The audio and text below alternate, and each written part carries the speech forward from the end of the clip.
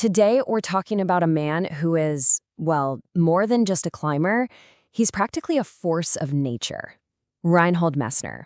His name is basically synonymous with the highest, most dangerous mountains on our planet. But then, in 2023, something just unbelievable happened. After almost 4 decades, the one record that really defined his entire career, a record that seemed absolutely set in stone, was suddenly gone. It was no longer his. And here's the really weird part. Messner's in his late 70s now. He hasn't been chasing records for decades. So this wasn't about some new challenger or a recent climb. So how on earth could history just be rewritten so long after the fact? All right, let's start with the exact moment this all went down. The decision that sent total shockwaves through the mountaineering world. Okay, so the date was September 18th, 2023.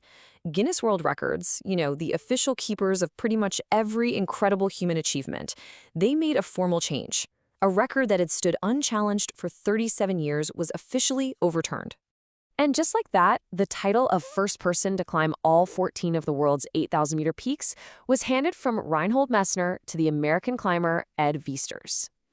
Now, to really get why this is such a huge deal, you have to understand who Reinhold Messner actually is. Because this is not just about a name in a book.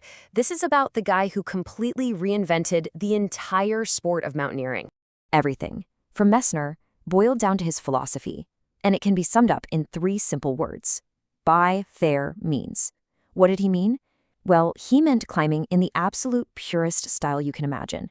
No bottled oxygen, no ropes set ahead of time, no massive support teams. He believed the real challenge was just between the climber and the mountain. Period. And of course, there was no bigger, badder stage to prove this radical new idea than on the world's highest peak, Mount Everest. So in 1978, he and his partner, Peter Habeler, did what scientists, doctors, and specialists all said was literally impossible. They climbed to the summit of Everest using 0 supplemental oxygen. They proved that the human body could survive all on its own in the infamous death zone. But he wasn't done. Oh no, he went back just 2 years later and climbed Everest without oxygen again. But this time he did it during the dangerous monsoon season, and he did it completely solo. I mean, it was an act of such pure, crazy audacity that it immediately cemented his status as a living legend. But his journey was also born from absolute tragedy. His high-altitude career kicked off right here, on Nanga Parbat, way back in 1970. He and his brother Günther made it to the top, but on the way down, Günther was tragically lost in an avalanche. It was a devastating blow that would haunt Messner for the rest of his life. And that incredibly fateful climb, well, that was the very beginning of the monumental quest that's at the heart of this entire story. He decided to climb all of the 8,000ers. So what are they? They're the only 14 mountains on the entire planet that tower more than 8,000 meters high. I mean, climbing just one of these is a lifetime achievement. The idea of climbing all of them was thought to be impossible. And they're all clustered together right here, in the brutal Himalayan and Karakoram ranges in Asia.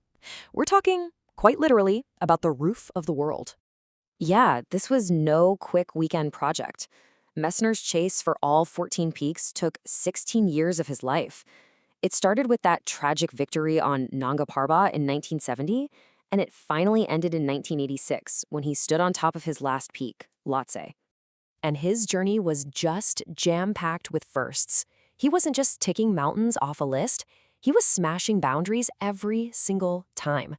The oxygen-free Everest climb, the first ever solo ascent, finding new, harder routes up these mountains. So when he finished in '86, the entire world celebrated him as the first person to ever conquer this ultimate challenge. Okay, so if he finished way back in 1986, why are we talking about this now? Well, this is where modern technology comes crashing into history. A German chronicler used modern data and photographic analysis to look back at old summit photos, and his conclusion was that on one peak, Annapurna, Messner had stopped just a few meters short of the single highest point. But see, this gets at a really deep philosophical divide in climbing. Back then, there was no GPS. The goal was the summit zone. The highest, safest reachable point was the summit because often the true tippy top was a deadly, unstable chunk of snow. It was just an accepted part of the sport. But decades later, the precise data says something different. And Messner's response to all this? Just pure defiance. He basically said, I don't care about the Guinness Book. I never climbed for records. For him, the achievement was his, it was personal, and it couldn't be judged by technology and standards that didn't even exist when he did it. And this brings us to the final, and frankly, really bizarre chapter of this whole story. Because what happened next was almost as surprising as the record being taken away in the first place. So after a massive backlash from the climbing community, the very same researcher who started this whole thing, he retracted his claim. He said Messner should be seen as the true record holder forever. And then, get this, Ed Weisters, the new guy, he publicly agreed, saying he believes Messner was and always will be the first. And yet, even with all of that, Guinness has so far refused to change the record back. So we're stuck in this really strange place.